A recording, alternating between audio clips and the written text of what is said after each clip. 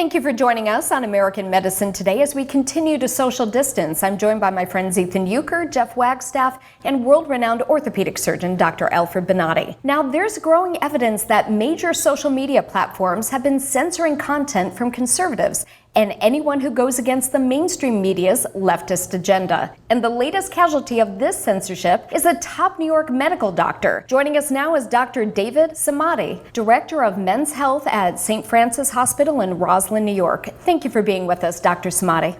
Thank you for having me. Of course. Now, Dr. Samadi, before we get into the whole censorship aspect of this topic, what is your personal experience with hydroxychloroquine and its effectiveness? And then we'll get into why you've been being censored by big tech. All the doctors that I've spoken to, you always get a mixed response. Some people think that it doesn't help, and some people swear by it. This medication obviously came into our life at the height of this pandemic, where we had no clue exactly what this virus was going to do, how it was going to behave, the transmission from one patient to another, and we had no treatment option for it. Obviously, it has a long history, 60 years of this medication being around, has a very low side effect profile, has been used for many different arthritis, lupus, many other diseases. So at the time, in order to treat this, it was a wise situation because we had no other treatment. Since then, some studies have gone against it, and some have shown that there's evidence that it may help when it's used in early stage of the disease. There's still, even doctors are completely polarized about this. But that's the beauty of medicine, because whenever you have any medical discussion, this is very, very normal for us. In any medical conferences, in medical debates, there's always half of the room that think one procedure or one medication or one treatment is great, and the others read the same exact paper and say it doesn't work. But we don't ask half of the room to leave or ask them to get out and lock up the door and not have them in. And unfortunately, in the situation we are in right now, a lot of big techs and companies, they do exactly what I just said. They said, we don't like to hear the half of this room, so get them out, lock the door. And that's what their censorship is all about, which is very unfortunate that it's happening in America. I agree with what you said.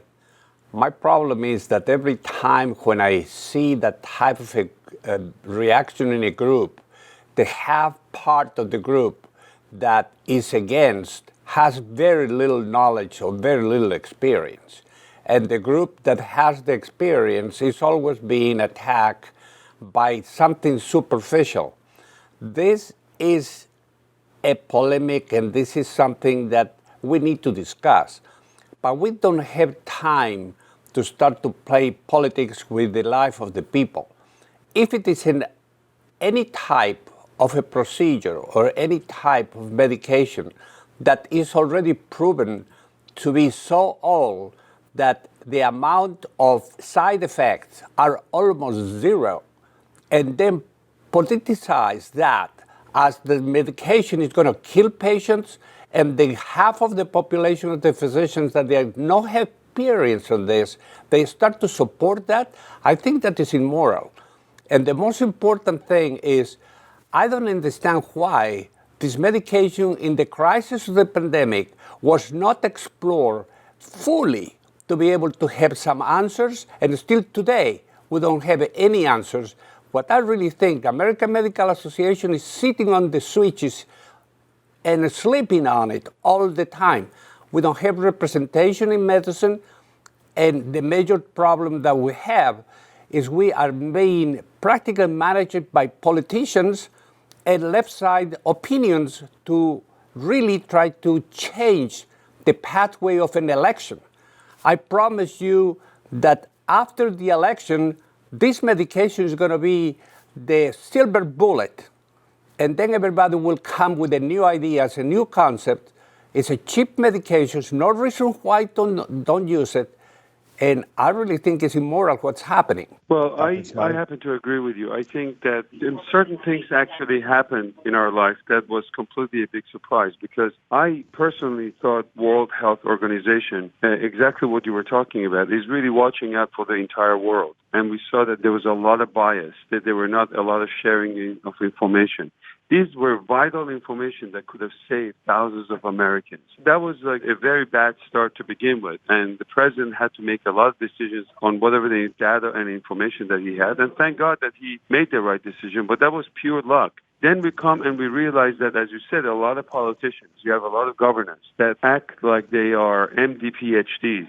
They talk on TVs as if they've been in medical school for 20 years. They put like sick patients back into the nursing home, create this wildfire, ended up many deaths as a result of this decision, and they're on TV acting like they're heroes. You have a lot of anchors on mainstream media that looked straight into that camera and they said, if you take hydroxychloroquine or this medication, it will kill you. And they create this ruckus and chaos and panic, which is really is easy to do because when you have a pandemic, the DNA of pandemia is fear, right? They use this oh my God moment to really get control of people. And you have one person or two doctors that are basically giving advice to the entire country when we have some of the biggest and smartest minds in the world. And of course, you add election and politics to this.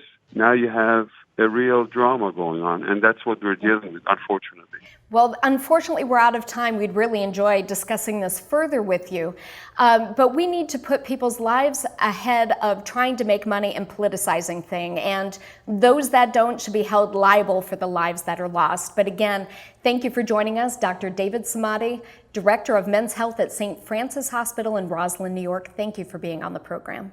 Thank you very much for having me. Make sure you check us out again next week on American Medicine Today.